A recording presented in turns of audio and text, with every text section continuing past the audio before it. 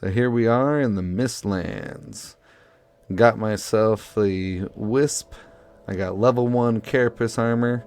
I don't got a feather cape on, and that's because I'm looking at it from the point of view. This is, one of your first times after you got into a dungeon, and maybe you didn't have enough to make the feather cape, but you had enough to make some carapace armor, and that, I also put on the root chest piece because when I, looked up guides and stuff, they recommended the root chest piece as a viable armor piece.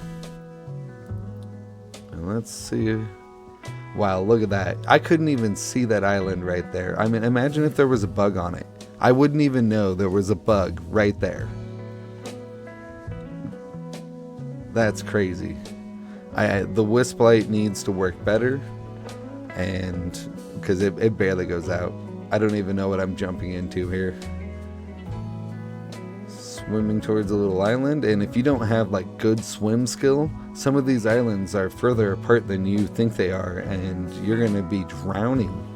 And if you do come across an enemy at the other side, they can just knock you into the water, and that's usually death. Oh, and here's another thing. You spend most of your time just waiting around for stamina. It's real exciting. It's fun to show off, when you're trying to do gameplay and whatnot, when you're just standing around waiting for your stamina to come back.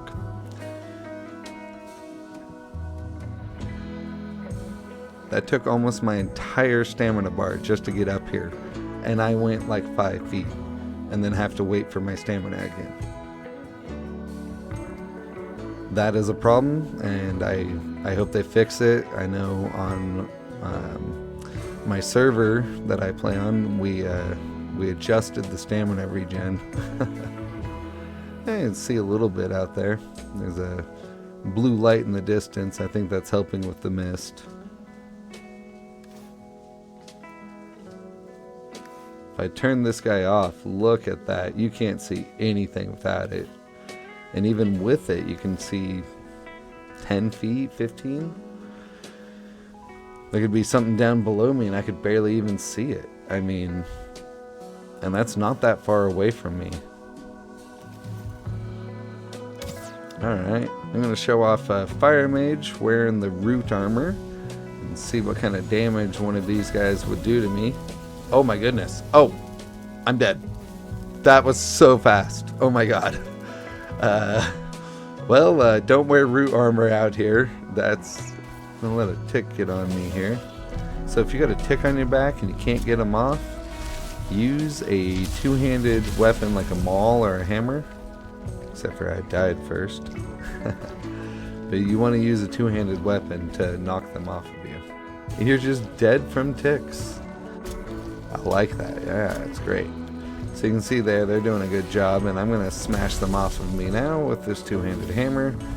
Get rid of them. You can use a sledge, like the iron sledge, or you can use a demolisher. Alright, so with carapace armor, it's doing 7.3 damage versus the 40 you take with the root armor. And if you have a fire potion, you can take practically nothing from this guy. Get some health here so I don't die from the hit. Alright, hit me one more time. Come on. 1.2, 2.1, 2.1 for the burn, I'll say. At least hitting that branch up there, not shooting me. There, is that better, bud? There we go. 1.9. So the main trick coming out here is, yes, even level 1 carapace armor, you want the carapace armor. You can take a lot more beating, and you want to bring fire potions with you. I recommend fire potions over the Yogg-Sothoth buff for the reason that you can pack bone mass buff, which gives you a massive physical damage reduction, which no other buff in the game does that. And meanwhile, you can drink a fire potion. So Oh, I love the new Eider refinery. So this is on fast forward because I went AFK, and it's destroying my base. And wait, what? Like, I didn't know, I filled it all full and went AFK and was like, yeah, I got a bunch of Eider, and you can see the building that I'm standing on is almost about to break here.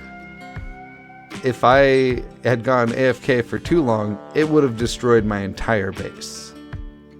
That's pretty wild. So here's the damage it did after I came back from being AFK for a little bit. This thing was in full destructo mode. It almost took out the portal. Walls are destroyed. Some are, severely damaged here. I'll do a little repairing. All right. Well, gonna have to do something about that. Either wrap it in marble, or you can turn it and face it towards like a dirt mound if you are a terraformer. So here I turned it. I'm just going to throw some Eider out like it had pumped some, and it'll shoot out towards the mound and not into my base.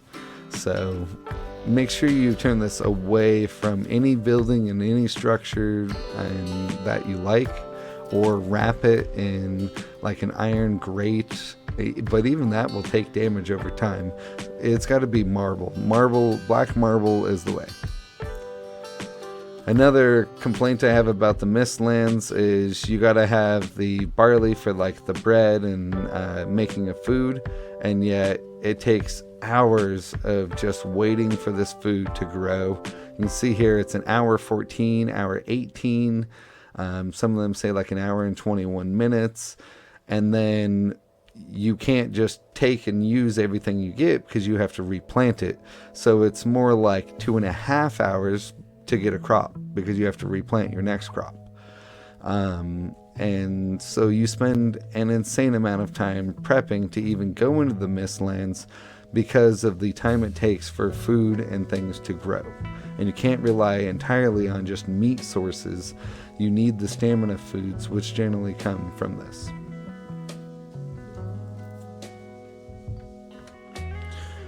Alright, so I got my pigs here. I protected them with a bunch of spikes because they kept dying, and I thought, with the new Mistland stuff, I'm gonna put some protection up. Wait, what are they doing? Dude, they're shooting my little piggies! Oh god! Well, that didn't go to plan. But now I'm curious. What if I give it a little more ammo here? I don't know. Afraid to. Alright. Oh, they will. They will just literally start slaughtering all of your... Oh my god, they'll target me too. What? Oh, that's awesome, got some great base defense there going. Wow. And, if you get chickens, they cost like 3,000 for, 2 chicken eggs. And they take like 2 hours to hatch up into chickens and to grow. And then you have to, breed them, get more eggs, and then wait another like couple of hours. This chicken farm you see here has literally taken me like 6 hours, no joke, to do it legitly. I was like, whoa. I mean, if you just want to sit around and babysit your chickens and you're thinking, well, let's just have a chicken farm that's massive. If you get too many, you get lag. Horrible lag. There's just too many entities in one spot.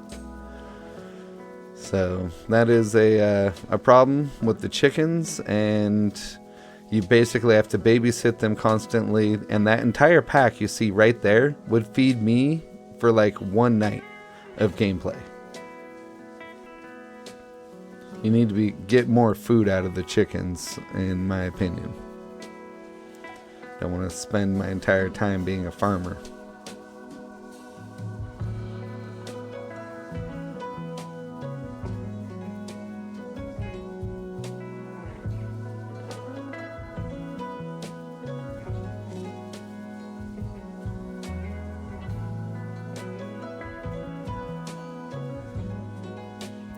Alright. Well, let's go check out the wolf pen here and learn a little bit more about the ballistas while we're at it. So it turns out if you turn the ballistas away from your animals, they won't turn and shoot your animals, thankfully. And that is very good to know. So you can have some defense, but if you try to put one facing over the group, like let's say bats are attacking or something flying, and you put ammo in there, it will turn and just kill your own pets. So make sure they are pointed outward and not inward, because otherwise you will pay the price and they will die.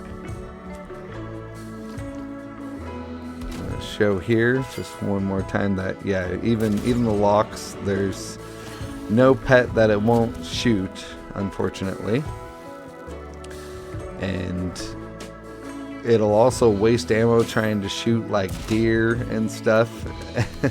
If the deer's running, it doesn't hit him that well, although it just got one in the background. I saw that. Alright, let's see them hit me. Oh, wow. They're fairly accurate, and they do a ton of damage. This is without God mode on. And they will kill you. They will kill you. Your own turrets. Oh my goodness. That's so crazy.